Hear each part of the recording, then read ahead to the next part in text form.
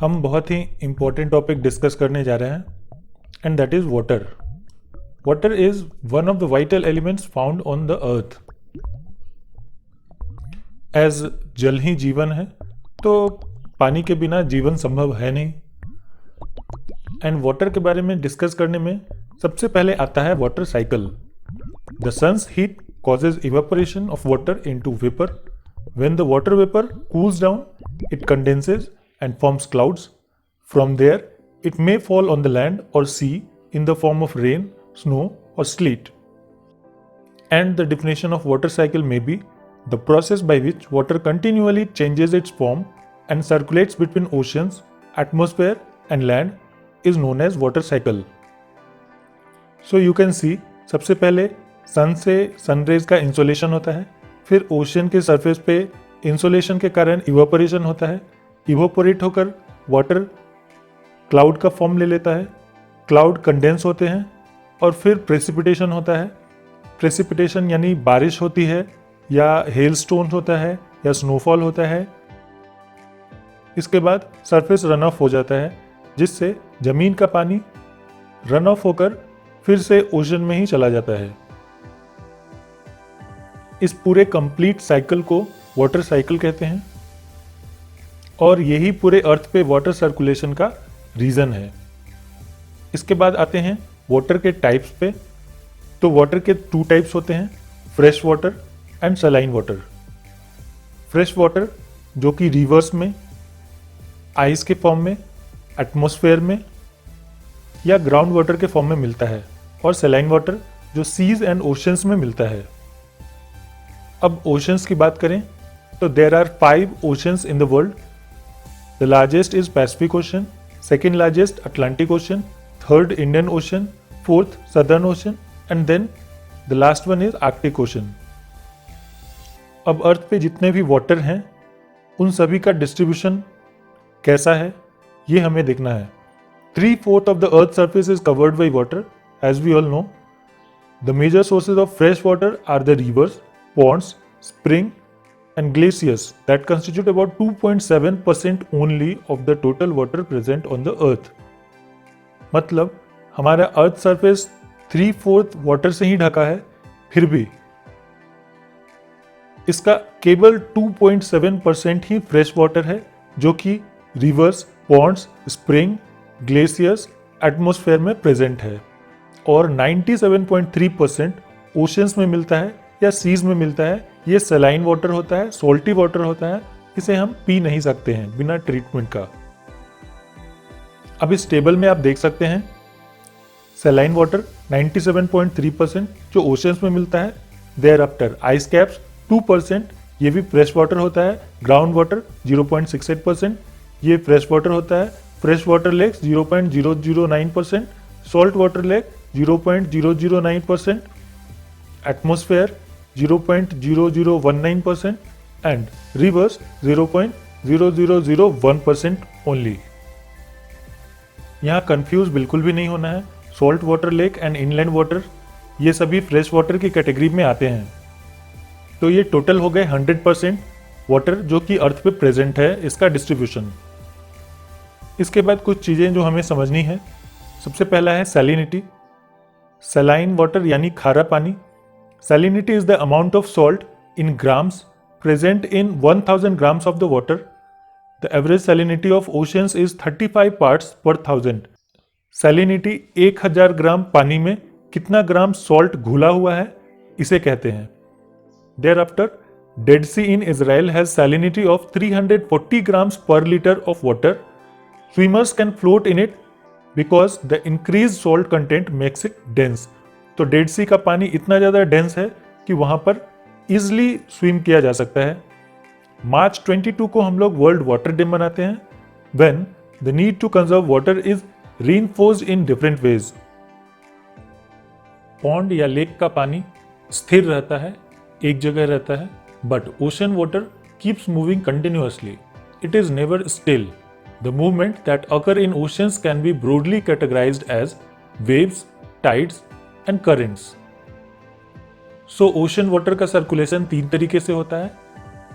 पहले को कहते हैं वेव्स, दूसरा होता है टाइड्स और तीसरा होता है करंट्स। इन तीनों को हम लोग अब डिटेल में समझेंगे। तो आइए समझते हैं सबसे पहले वेव क्या होता है। When the water on the surface of the ocean rises and falls alternately, they are called waves. आपने देखा होगा ओशन का वाटर अपने आप ऊपर जाता है फिर नीचे आता है। Then this rise and fall of ocean water is known as waves. Waves बनते कैसे हैं? Waves are formed when winds scrape across ocean surface. The stronger the wind blows, the bigger the wave becomes.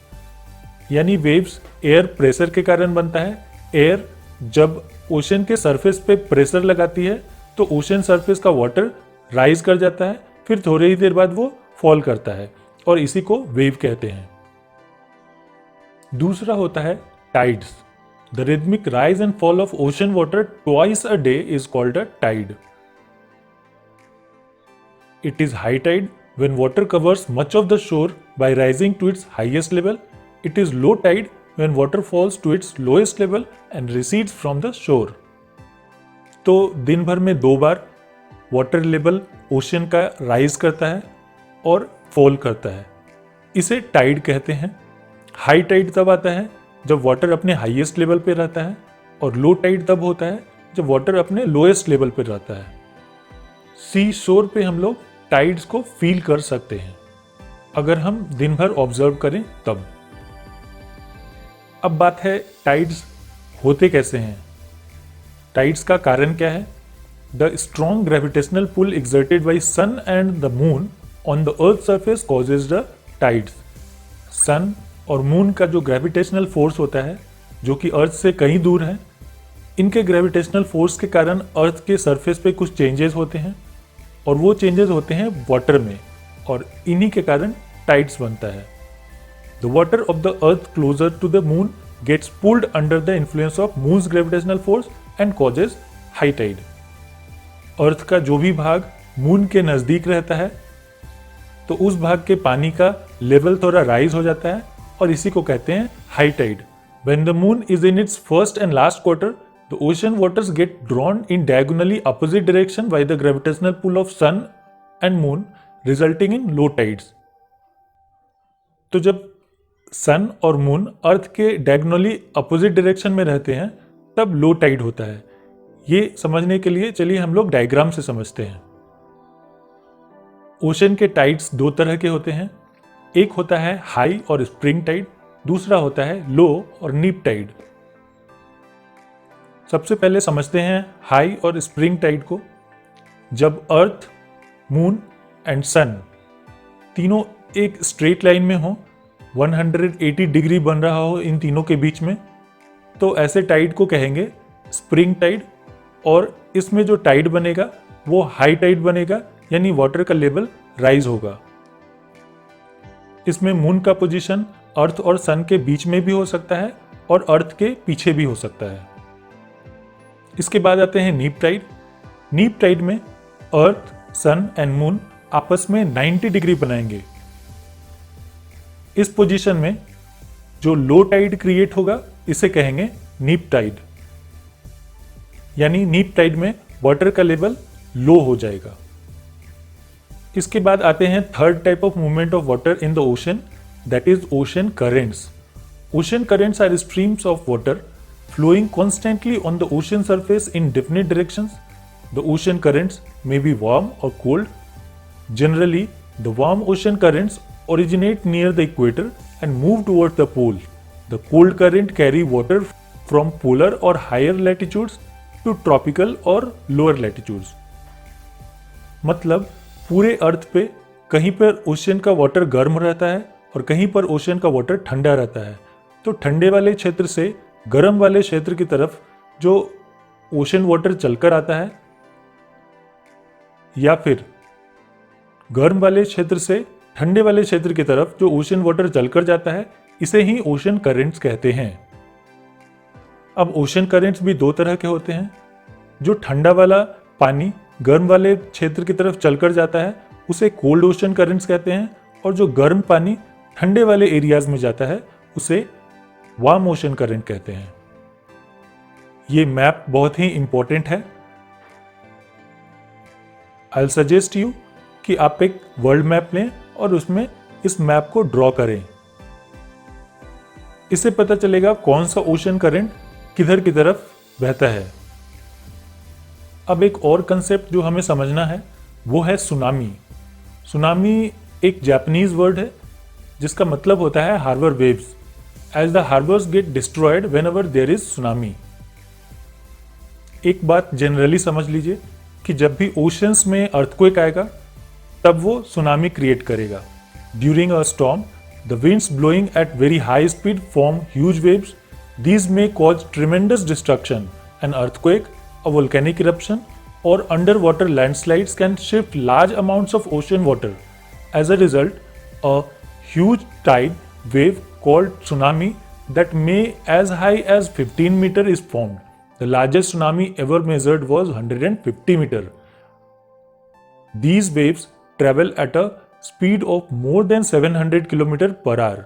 The tsunami of 2004 caused widespread damage in the coastal areas of India.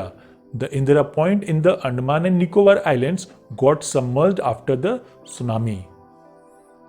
तो 2004 में India में tsunami आई थी जिसमें India का southern most point जो कि Indira point है वो सबमर्ज हो गया यानी डूब गया। यही था एक छोटा सा वाटर चैप्टर। अभी आपके लिए एक क्वेश्चन दिया गया है, जल्दी से इसका आंसर कमेंट बॉक्स में कमेंट कीजिए। Thank you for watching. Do share and subscribe.